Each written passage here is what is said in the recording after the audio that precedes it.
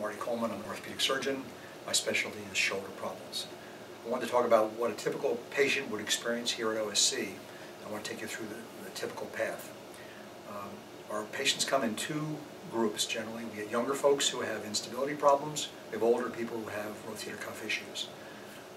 Typically when people come in the office, they explain what their pain is, how long they've had it, what positions or what activities make the pain worse, and we'll get a chance to examine them. We look at their motion, we look at their strength, we look at what we call provocative signs, positions that make the pain worse, positions that make the pain better. Then we'll usually get an x-ray of the shoulder to look for conditions like arthritis or abnormalities of the shape of the bone.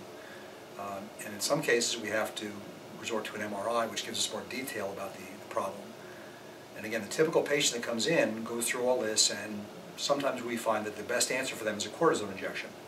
What we'll do is put an injection into the shoulder across under the spur, and if people have simply an inflammation or we call impingement, that can often be the entire treatment. There are patients, however, who do not respond to that, who have more severe problems, who have to go on to have surgery. These days, the surgery we do is primarily arthroscopic for these kind of conditions because we are able to go in the shoulder, remove the spurs, trim up the cuff, possibly release the biceps, and in some cases also repair the rotator cuff. By doing this, we're able to restore the original function of the shoulder and get people back to their lives.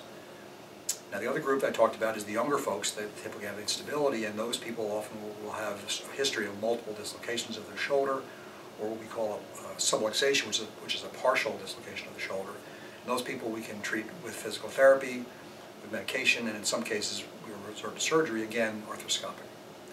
Now, the other group that comes in the office that's among the subgroup of the older people is a group of people that have damage to their joint itself.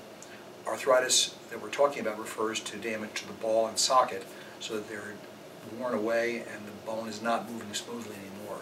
Some of those people will require more extensive surgery, which is a shoulder replacement.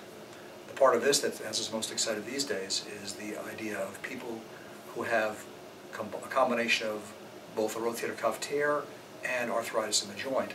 And for those people, in the old days, we had no treatment. Currently, however, we've got a relatively new device, which is called a reverse total shoulder arthroplasty, meaning that instead of a ball and socket, you put in a socket and ball, so that the shoulder has a different lever arm and is then able to be elevated without having the rotator cuff. So we've gotten dozens of people now who have this combination who now have been able to restore their function and eliminate their pain, so we're very excited about that.